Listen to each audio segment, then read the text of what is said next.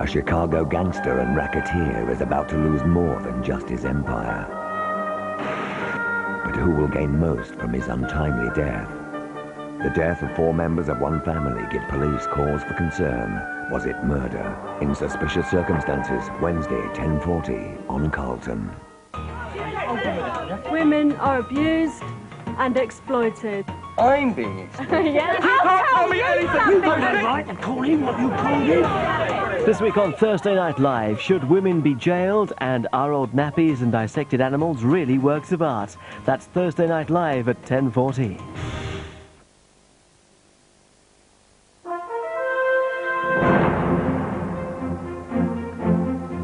And just before Thursday Night Live, there's a roundup of news from London tonight.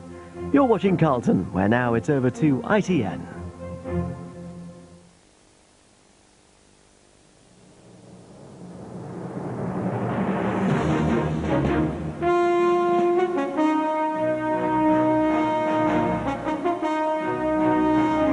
From Edinburgh and London, news at 10 with Trevor McDonald and Julia Somerville. The voters decide on Scotland's day of destiny. Government confident of yes vote for a new parliament. Final farewell for Diana's carpet of flowers. And a hefty cut coming for the household gas bill. Good evening from Edinburgh, where the polls have just closed in the referendum which would radically change the way Scotland is run. The vote is on whether it should have a parliament of its own for the first time in almost 3 centuries. Despite the fervour with which the cause has been championed, the turnout today seems to have been low. But Scots have almost certainly voted yes to a parliament and probably yes to giving it the power to raise or lower taxes. Votes are being counted at 32 different places across Scotland, but they'll all be declared at the central point here in Edinburgh. Our Scotland political correspondent Harry Smith reports from there. In a short time, this will become the nerve centre of the referendum. You won't see a single ballot paper here, but once the papers are counted at the 32 centres around the country, the results will be relayed here and flashed up on these screens behind me.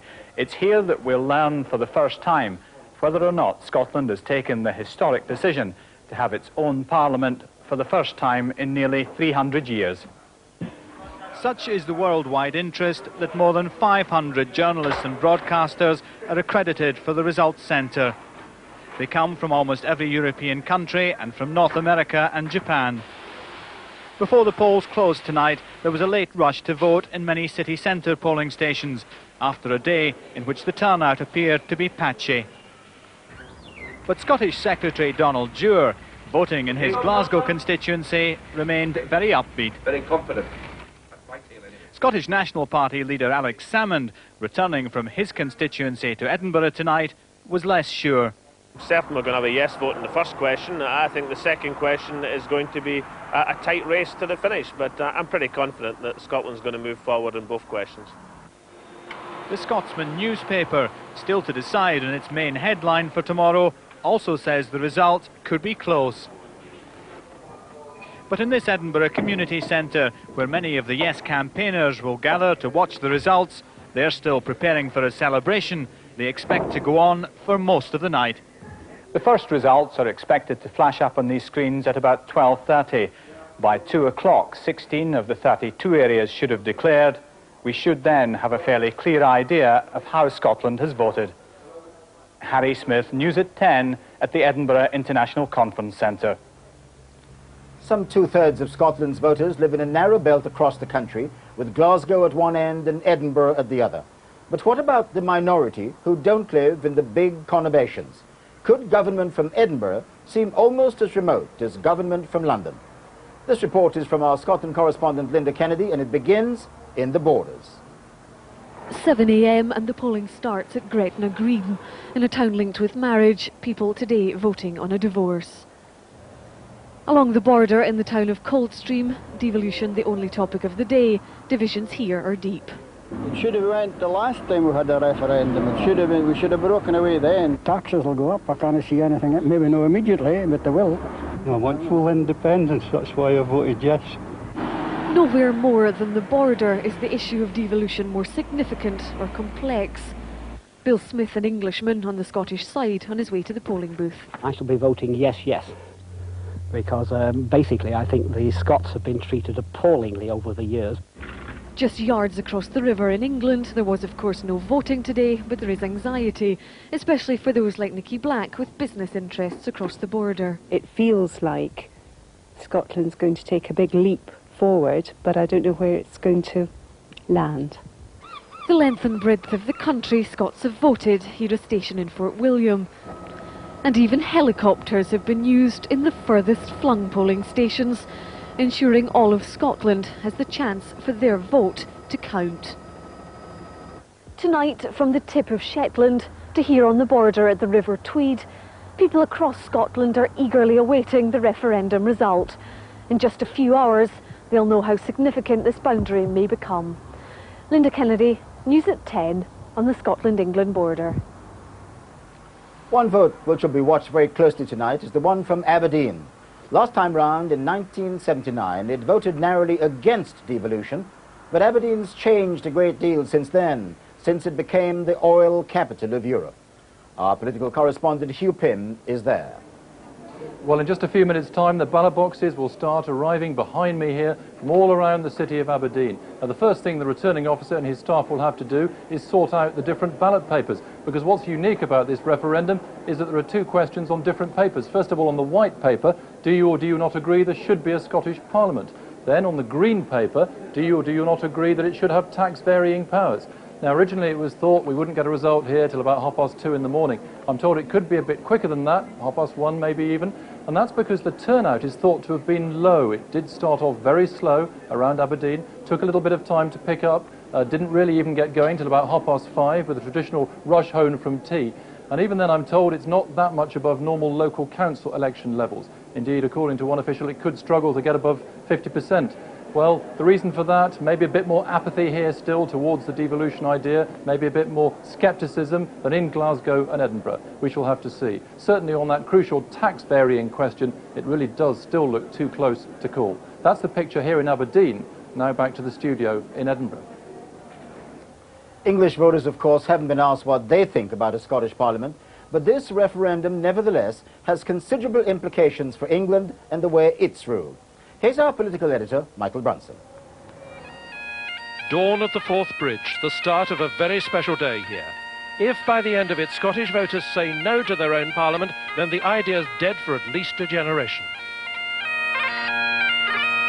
But with even the piper who plays for the passers-by on Edinburgh's Princes Street sporting a yes, yes badge, the new parliament due to open in the year 2000 seems a certainty. Even then, says one leading academic, don't look for violent change.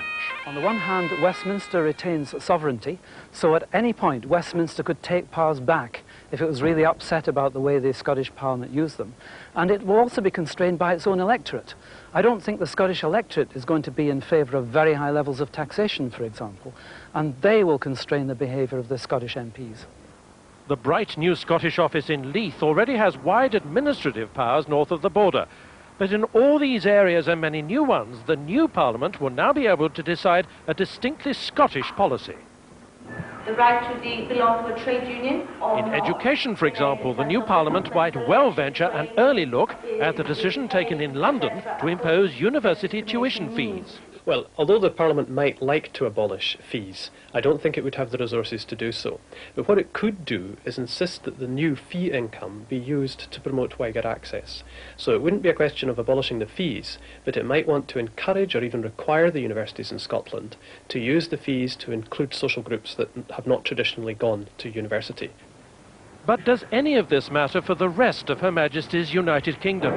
Conservatives at Westminster insist that it most certainly does, that the very continued presence of Scottish MPs in the House of Commons and what they can and cannot do will become an issue, for example, to their English constituents. We don't think it would make sense for Scottish members of the Westminster Parliament to come here to London to tell us how to run our schools and hospitals if we have no say over how schools and hospitals are run in Scotland.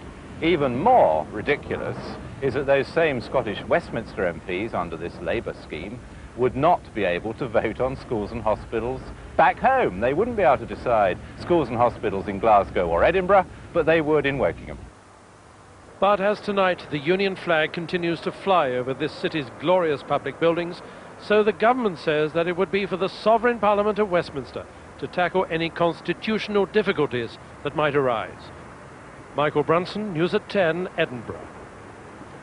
And Michael Brunson is with me now. Mike, what would a low vote do to the result? Would it invalidate it? No, it won't. And that is the difference, of course, between this time and last time. Now, in '79, there was a low vote and there was a high hurdle. There was a certain percentage over which people had, the number of voters had to reach before it was accepted. That wasn't reached, and therefore devolution died. This time round, there is a simple requirement for a clear majority. Having said that, I don't think there's any doubt whatsoever that Donald Dewar and Tony Blair would like it to be a thumping great majority in favour of the Parliament, and they would also prefer a very clear verdict on the question of the tax-raising powers.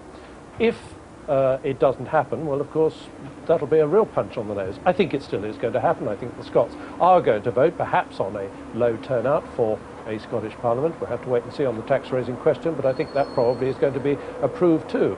And what government sources are saying tonight is that if it is that way on a low turnout, well, we shall simply have to work very hard indeed to make certain that people really do understand the implications of it and build up the idea. And of course, part of the problem is that the apathy may have arisen because people have assumed for so long that it's going to happen. So we shall have to see. Mike, how soon would a clear picture emerge of precisely what's happened? We heard the vote for the tax-raising powers is very close. Yes. Well, I think it might emerge quite early, because one of the early results is they're doing it by councils. And one of the early results at about midnight comes from East Renfrewshire.